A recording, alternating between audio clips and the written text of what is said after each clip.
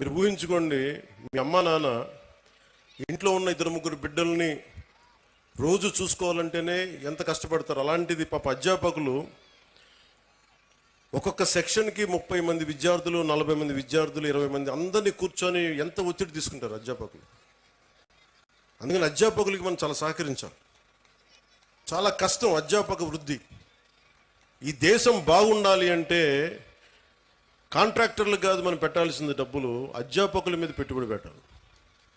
అధ్యాపకులను కనుక నిజంగా కనుక బడ్జెట్ పెంచితే, అధ్యాపకుల మీద కనుక పెట్టుబడి పెడితే, వాళ్ళ కనుక నిజంగా విలువలతో ఉన్న అధ్యాపకుల్ని బయటికి తీసుకెళ్తే ఈ దేశం చాలా అత్యంత అద్భుతంగా ఉంటుంది.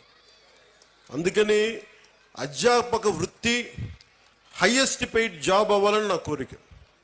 ఆ రోజు జరుగుద్దా నాకు తెలియదు, కానీ నా ప్రయత్నం నాకు చేస్తాను.